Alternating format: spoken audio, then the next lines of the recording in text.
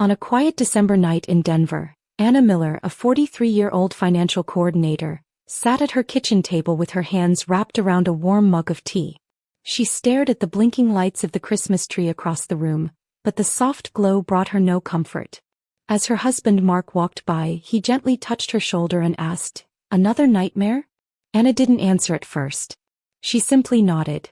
For 3 years, every December the same memory returned, loud, sharp, and unforgettable.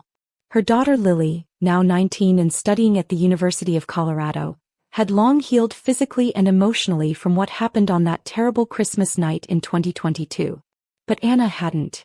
"I don't know how you carry all of this alone," Mark whispered. Anna sighed. "As I was there. Because I saw everything." She paused, rubbing her hands together. "Every time I close my eyes, I see Lily falling. I hear the glass. I hear her cry." Mark's expression softened. "It's over now." "No," Anna said quietly. "For me it never ended." She took a deep breath and stared at the cold winter sky outside the window. "But maybe it's time I finally tell the story from the beginning. Maybe it will help me breathe again." Mark squeezed her shoulder in silent support. Anna looked at the Christmas lights again, her voice trembling as she whispered, "It all began 3 years ago, on the night my sister pushed my daughter so hard she fell unconscious. And until today I still don't fully understand why my sister snapped the way she did, or why my parents chose to protect her." She leaned back slightly, gathering strength. "Let me tell you what really happened. Where are you watching from today? Kindly hit like, comment, and subscribe to this channel for more." 3 years earlier, in December 2022, Lily was 16, full of excitement for the annual Christmas gathering at Anna's parents' home in Aurora. Christmas had always been their family's most cherished tradition: warm rooms, familiar laughter, and the smell of cinnamon drifting out of Anna's mother's kitchen. As Mark loaded gifts into the back seat, Lily burst out of the front door holding a neatly wrapped box. "Mom, look," she said cheerfully. "I finally found the perfect gift for Chloe." Chloe was Anna's 12-year-old niece, the daughter of Anna's sister Laura. Lily always adored Chloe, treating her like a little sister. "It's a small acoustic guitar," Lily explained proudly as they drove. "Chloe told me she wants to learn music." Anna smiled but didn't miss the warmth she felt. Her daughter had such a soft heart. During the drive, Lily talked nonstop about how she would teach Chloe simple chords. Mark laughed and said, "I think you're more excited about her gift than your own Christmas presents." Lily grinned. "Maybe I am." Anna watched her daughter through the rearview mirror. Lily's eyes were bright, hopeful, innocent. Back then she had no idea what was coming. Anna wished she could reach into the past and warn her, tell her to stay close, to be careful, to hold on tightly. But life never gives warnings. When the Millers arrived at Anna's parents' house around 5 p.m., the snow-covered driveway glittered beneath the porch lights. The moment Lily stepped out of the car, Anna's mother rushed out, arms open wide. "Oh, Lily, darling. You've grown so much," she exclaimed. Anna's father came next, hugging Mark and patting Anna gently on the back. The warmth of the welcome made Anna momentarily forget the tensions she had sensed building between her and her older sister over the years. Inside the house, Chloe ran toward Lily and practically threw herself into her cousin's arms. "You're finally here," Chloe squealed. "I've been waiting all week." Lily laughed and hugged her tightly. "I missed you too. I brought something for you, but you'll have to wait." The living room filled with the sound of the girls' laughter. But not everyone shared the joy. Sitting stiffly on the sofa was Laura, Anna's sister, arms crossed and gaze cold. Next to her stood Laura's husband, Brian, who offered a polite but rigid nod. "Hi, Anna," Laura said flatly. Anna forced a smile. "Hi, Laura. Merry Christmas." Laura looked away. Mark tried breaking the tension by greeting Brian warmly, but the conversation barely lasted 10 seconds before Brian drifted back to his wife. Anna felt a knot in her stomach, one she'd learned never to ignore. Trying to lighten the atmosphere, Anna approached her sister with a gentle voice. "How have you been, Laura? Any updates on the job search?" Laura swirled her wine glass lazily, her jaw tight. "Still looking," she answered with a strained laugh. "Apparently the job market hates me as much as life does." Anna forced another smile, but Laura's bitterness cut deep. Brian cleared his throat and added, "Work's been slow at the garage too. We're managing though." Before Anna could respond, her mother clapped her hands cheerfully. Everyone to the table. Dinner is ready. The dining room glowed with the warm light of candles and golden decorations. For a brief moment, everything felt normal. Laura relaxed, laughed at a joke Mark made, and even teased Brian about his taste in holiday sweaters. The family ate turkey, mashed potatoes, and pumpkin pie, everything Anna's mother made every Christmas. Later, the family gathered around the fireplace. Lily pulled out Chloe's gift, handing it over with a glowing smile. Chloe squealed, hugging the guitar and shouting, "This is the best gift ever." Chloe then handed Lily a small embroidered bookmark she had made. Lily hugged her back, eyes shining. The room felt full of love. But somewhere behind that warmth, something else was brewing, something heavy, something sharp. Anna didn't see it yet. The laughter slowly faded when Anna's father stood up and clapped his hands. "Everyone, I have an announcement." His usually gentle voice held a seriousness that made everyone sit upright. "Your mother and I have decided to prepare our will," he said, glancing between Anna and Laura. "We want everything to be clear." A heavy silence settled in the room. Anna felt her heartbeat quicken. Her father continued, "We've decided to leave this house to Anna." The room froze. Laura's wine glass stopped midair. Brian's eyes widened. Anna sat perfectly still, confused and shocked. Her father continued explaining, but the words faded behind the sudden chill in Laura's stare. It wasn't just sadness. It wasn't disappointment. It was something darker, something that had simmered for years. Mark placed his hand on Anna's knee, sensing danger. Laura didn't speak at first. She just stared at the table, her chest rising and falling faster with every breath. Then slowly she lifted her head, eyes red, jaw clenched. And the storm inside her finally began. For nearly 20 minutes after the announcement, Laura stayed silent, staring at the wine swirling in her glass as if searching for air inside it. The room felt tight, almost suffocating. Anna noticed the redness creeping up her sister's neck, the way her fingers trembled with every sip.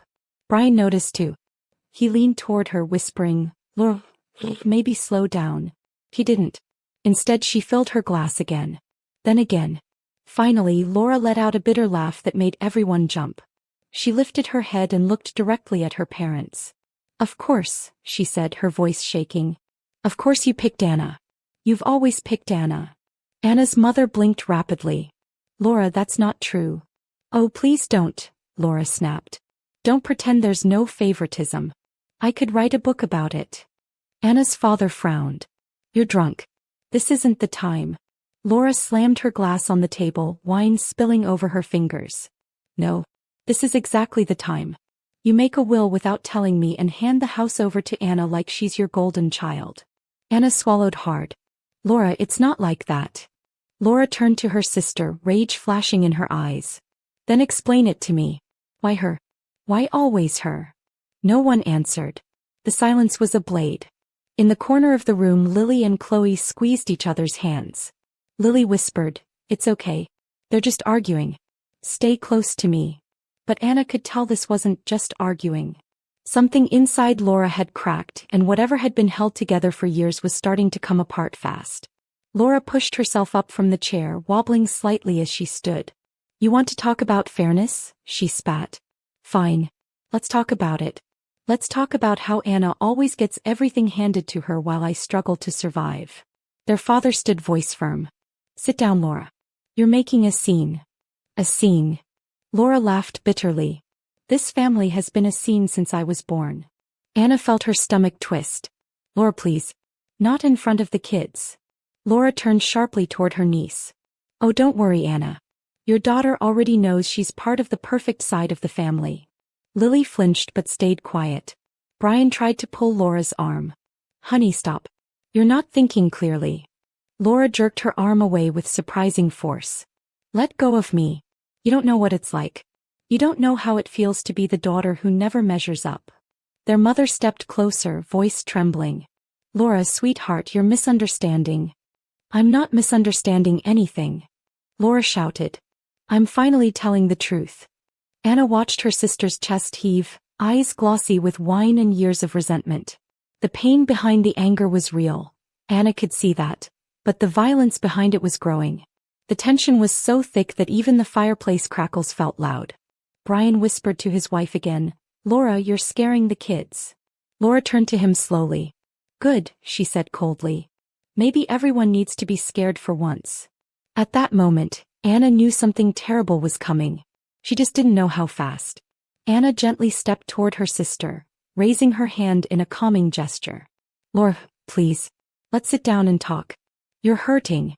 I get it. But this isn't the way. Laura stared at her as though Anna had personally stolen air from her lungs. Don't talk to me like you understand anything about my life. Laura. No. Laura screamed, pointing at her sister. You have everything. A stable job. A nice home. A husband who adores you. A daughter who worships you. And now this house too. Anna's father's face darkened. Laura, enough. Sit down before you regret these words. Regret. Laura laughed angrily. I've been living in regret for years. Chloe burst into tears and clung to her grandmother. Mom, please stop, she cried. You're scaring me. For a moment Laura wavered. Her lower lip trembled. Then anger swallowed her again. She stepped toward Anna, shoving a finger against her chest. You think you deserve this family more than I do? Anna gently pushed her hand down. Laura, please. You're drunk. Let's talk tomorrow. Laura's eyes widened in shock, then fury. Did you just push me? I didn't push you, Anna said carefully. I'm trying to calm you. But Laura's mind was too far gone. Brian tried again to reach her. Laura, please. Let's go outside and breathe. Laura swatted his hand away as if it burned. The wine bottle in her grip trembled. Everyone in the room held their breath. Lily whispered to Chloe, Stay behind me. Don't move. Anna's heart raced. The explosion was seconds away. Laura shoved Anna's arm hard enough to make her stagger. Mark immediately stood up and stepped between them. That's enough, Laura, he barked. Laura shoved him too. Stay out of this. Their father raised his voice, something he rarely did. Laura, stop this right now. But she didn't. She pushed past Mark again and jabbed her finger in Anna's face. You want to be the good daughter? The perfect one? Then say it. Say you deserve this house more than me. I will not say that, Anna said firmly. Because it's not true and this isn't a competition. Laura let out a wild laugh. Everything in this family is a competition. Suddenly, Laura grabbed Anna's arm again, this time with enough force to hurt. You took everything from me, Anna. I didn't take anything, Anna said, trying to pull away. You took our parents' love. No. Anna said sharply. You're wrong. Lily, unable to watch her mother being grabbed, stepped forward with trembling legs. Aunt Laura, please don't hurt my mom, she said softly. That was the moment. The exact second everything changed forever. Laura's head snapped toward Lily. Her eyes were glassy, unfocused, dangerous. You too, she hissed. Another perfect Miller. Laura, stop. Anna cried, reaching toward her sister. But Laura moved faster. With a violent shove from pure rage, she pushed Lily with both hands. Lily's feet slipped. Her body flew backward toward the old glass door. Anna screamed. The room exploded with the horrifying sound of shattering glass. Lily crashed into the outdated decorative door, its sharp metal frame and brittle glass panels collapsing around her like a trap. The sound echoed through the house like thunder tearing through a quiet sky. Lily! Anna shrieked, her voice raw. Mark sprinted toward their daughter, but Anna reached her first, falling to her knees beside Lily's limp body. Shards of glass surrounded her, some sticking to her sweater, others glistening in her hair. Blood trickled from a cut near her forehead. Lily, baby, open your eyes. Anna cried, shaking. But Lily didn't move. Chloe screamed and hid behind her grandmother. Their mother covered her mouth with trembling hands. Oh God! Oh God! Brian froze in shock before grabbing Laura's arm. What did you do? He shouted. Laura stepped back, suddenly pale.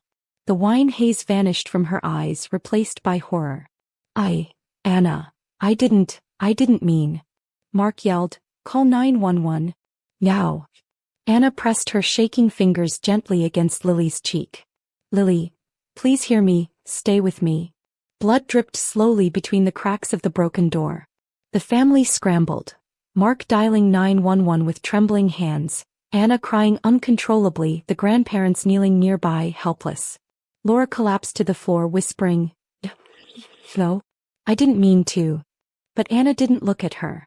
She couldn't. In that moment the world narrowed to one thing: Lily's still, silent body lying in a bed of glass. And Anna knew. Life would never be the same again. The next 10 minutes were a blur for Anna, though later she would remember each second with terrifying clarity. Mark's voice shook as he spoke to the emergency operator, stumbling over the words, "My daughter. She's unconscious. Head injury. Please hurry." Anna stayed on the floor, cradling Lily's hand, whispering, "You're okay. You're okay. Stay with me, sweetheart." Her mother covered her face, sobbing. Her father paced in shock, hands on his head, muttering, "This can't be happening. Not on Christmas." Laura remained collapsed in the corner, her breath ragged. Brian tried to hold her, but she pulled away, screaming, "I didn't mean to. I didn't mean to hurt her." "You did hurt her." Mark snapped, eyes burning with fury. Before anyone could speak again, sirens echoed from outside. Paramedics rushed in, gently lifting Lily onto a stretcher as Anna clung to her side. "Ma'am, please let us work," one medic urged. Anna hesitated but finally stepped back, trembling uncontrollably. She watched as they placed an oxygen mask on her daughter, one medic calling out, "Weak pulse. Possible concussion. Potential internal bleeding." The words stabbed through Anna's chest. As they wheeled Lily toward the ambulance, Anna followed so fast that Mark had to grab her elbow to steady her. "Ride with her," he whispered. "I'll drive behind you." Anna nodded frantically and climbed into the back of the ambulance, holding Lily's hand as if afraid to lose her again. The moment the doors closed, she broke down, whispering, "Please don't take my baby. Please, God." Behind them, Laura watched the ambulance speed away, tears streaming down her face. The beginning of a punishment she knew she deserved. The emergency room was a battlefield of bright lights, fast footsteps, and urgent voices. Doctors rushed Lily into trauma care as Anna stumbled into the waiting area with shaking legs. Mark arrived moments later, pulling his wife into a tight embrace. "She's strong," he whispered. "She'll pull through." But Anna heard nothing except the doctor's earlier words: possible brain bleeding. 20 agonizing minutes later, her parents entered the hospital. Her mother immediately hugged Anna, crying, "How is she? How's our girl?" "I don't know yet," Anna whispered. "She hasn't woken up." Brian arrived soon after, dragging Laura beside him. Laura looked pale, broken, destroyed. She didn't dare step closer, stopping several feet away. "Anna," she whispered, her voice barely audible. Anna turned sharply, eyes full of pain and fury. "Not now." Laura clasped her hands. "I'm so sorry. I don't know what came over me." "Stop," Anna shouted, her voice cracking. "Don't you dare talk about accidents or excuses." The hospital grew silent around them. Laura sobbed harder. "I would never hurt Lily on purpose." "But you did," Anna cried. "And now she's lying in there fighting for her life." Before Laura could respond, a nurse called out, "Family of Lily Miller?" Anna almost ran to her. Yes, that's us." The nurse spoke gently. "She's stable for now, but she's slipped into a coma. The doctor will explain more soon." Anna felt her knees buckle and Mark caught her before she hit the floor. Behind her, Laura's cries filled the hallway, a sound Anna would remember for the rest of her life.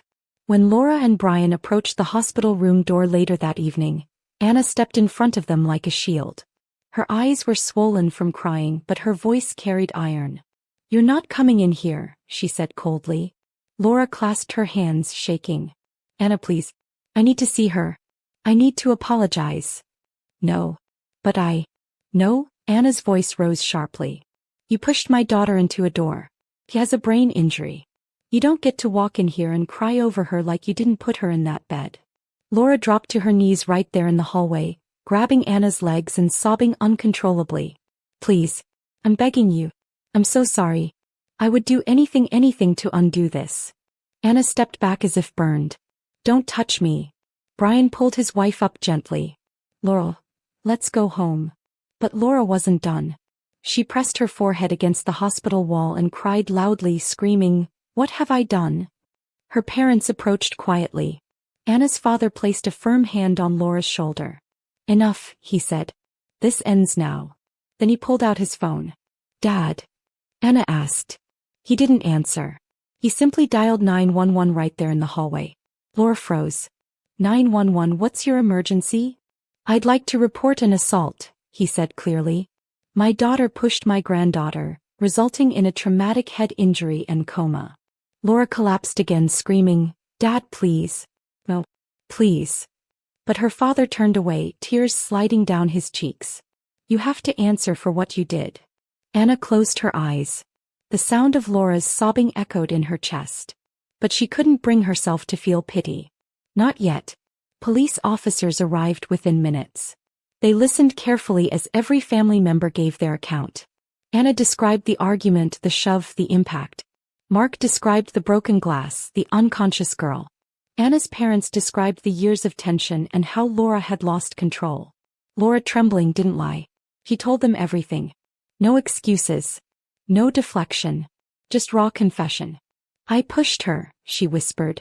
I didn't mean to, but I pushed her. I hurt her. One officer gently placed handcuffs around Laura's wrists. The sound of metal clicking shut cut through the hallway like a knife. Mama! Chloe cried, running forward. Brian scooped her into his arms, tears falling freely. Sweetheart, Mom made a mistake. She has to fix it now. Chloe sobbed harder, reaching toward her mother. Don't take her. Please. Laura broke at the sight, her legs nearly giving out. Chloe, I'm so sorry. I love you. I'll fix this. The officers guided her toward the elevator as she cried loudly, each step heavier than the last. As Laura disappeared behind the doors, Anna stood frozen, torn between rage, sadness, and exhaustion. Mark wrapped an arm around her shoulders, but she didn't move. Her father whispered, This is justice, but it doesn't make it easier. That night, Anna sat beside Lily's bed, watching the steady beeping of the heart monitor. She stroked her daughter's hair and whispered, Come back to me. I need you. Outside the window, Christmas lights blinked peacefully, mocking the chaos in her heart. Lily remained in a coma for 7 long days. Anna and Mark never left her side except to shower and change. Nurses whispered sympathetic words. Doctors provided cautious updates, and Anna's parents brought meals that mostly went untouched. Every quiet moment felt like a lifetime. One morning, while Anna was brushing Lily's hair gently, she felt a faint twitch beneath her hand. Her breath caught. Mark, she whispered urgently, come here. Mark rushed over. What is it? Lily's fingers twitched again. Anna grabbed her hand. Lily? Sweetheart? Can you hear me? A soft groan escaped Lily's lips. Anna gasped, covering her mouth with trembling hands. Oh my God. Moments later, Lily's eyelids fluttered slowly until her eyes opened, dazed, confused, but alive. Mom, she whispered weakly. Anna burst into tears, leaning down to hug her gently. I'm here. I'm right here. Mark pressed his forehead against their daughter's arm, tears escaping despite his attempts to stay strong. You scared us half to death, he whispered. Lily blinked slowly. What happened? Anna hesitated. You had an accident, sweetheart. But you're safe now. Doctors entered quickly, checking Lily's vitals and running tests. You woke up earlier than expected, the doctor said kindly. You're strong. Anna squeezed Lily's hand. You're the bravest girl I know. Lily leaned back, eyes closing softly. I'm tired. That's okay, Anna whispered. Rest. As Lily fell asleep again, Anna finally allowed herself to breathe. For the first time since Christmas night, hope returned. 2 months later, Laura's trial began. The courtroom was filled with tension as Anna, Mark, Lily, and both sets of grandparents took their seats. Brian and Chloe sat on the opposite side, holding each other tightly. Anna felt her stomach twist when she saw Laura in handcuffs and a simple black outfit. Her sister looked older, thinner, and deeply ashamed. When the judge asked for a confession, Laura stood. I am guilty, she said, voice trembling. I was drunk. I was angry. And I hurt my niece. I will regret it for the rest of my life. The prosecutor emphasized the severity of the injury, the coma, and the reckless behavior. Laura's attorney tried to soften the sentence, explaining her emotional instability and intoxication. Then something unexpected happened. The judge asked, Does the victim wish to speak? Anna shook her head immediately, but Lily stood. Your Honor, Lily said softly, I want to say something. Anna grabbed her arm. Lily, you don't have to. I want to, Lily whispered. With slow steps, she walked toward the judge and spoke with a maturity far beyond her 16 years. My aunt made a mistake, she said. A terrible one. But she's not a monster. She didn't mean to hurt me. And my cousin Chloe, she needs her mother. I don't want my aunt to go to prison for many years because Chloe will suffer the most. Laura burst into tears. The courtroom fell silent as Lily continued. I forgive her. I don't want our family to break apart anymore. Even the judge blinked rapidly, visibly moved. Anna watched her daughter, stunned by her grace. Forgiveness looked easy for Lily, but Anna knew it wasn't. After a moment of deep thought, the judge delivered his verdict. Laura Williams, he said sternly, you are sentenced to 3 years in state prison, followed by mandatory psychological counseling, a 5-year ban on alcohol and 500 hours of community service. You are also responsible for all medical bills related to Lily's treatment. He paused, then added, this sentence is significantly lighter than what is typical, only because the victim herself displayed extraordinary compassion. Laura sobbed openly, whispering, thank you, thank you. Lily nodded softly from her seat. As court officers led Laura away, Chloe broke down again. Mom, don't go. Laura turned back, tears streaming. I love you. I'm so sorry. Anna watched, her heart conflicted. Justice had been served, but at a terrible cost. Outside the courthouse, Anna hugged Lily tightly. You were so brave, she said. But you didn't have to defend her. Lily looked up at her mother. Mom, forgiveness doesn't mean forgetting. It means letting go so we don't stay broken forever. Anna swallowed hard. I wish it were that easy for me. In the months that followed, Lily recovered fully. She visited Chloe often, helping her with homework and music lessons. She even visited Laura in prison from time to time, something Anna couldn't bring herself to do. Lily would come home and say, Mom, Aunt Laura is trying. She regrets everything. But Anna's reply was always the same. I'm glad you can forgive her. I'm not there yet. And deep down Lily understood. Some wounds took longer to heal. 3 years passed. Laura was released from prison. Thinner, quieter, humbled. She reached out often, sending voice messages and handwritten letters. Anna, I'm sorry. I know I hurt you more than I can ever repair. But I want to try. Please, let me try. But Anna never responded. Every time she looked at her phone, she saw the image of Lily lying unconscious in broken glass. And every time she was tempted to forgive, the fear returned. One spring afternoon, Lily sat beside her mother on the porch swing. Mom, she said softly, why can't you forgive Aunt Laura? Anna stared at the yard, hands folded tightly. Because she almost took you from me. I know, Lily whispered. But she didn't. I'm here. Okay. And I've forgiven her. You can too when you're ready. Anna swallowed the lump in her throat. Maybe one day. But the truth is, forgiveness doesn't erase pain. Lily nodded gently. It doesn't. But it can set us free. Anna finally looked into her daughter's warm eyes. How did you grow up so wise? Lily smiled softly. I had to. They sat together quietly as the wind rustled the trees. In her heart, Anna knew Lily was right. Forgiveness was a journey, not a switch. And maybe, just maybe, she was finally ready to take the first step. Thanks you for watching, and please remember to tell us where you are watching from today. Hit the like button, comment and subscribe to this channel for more of this.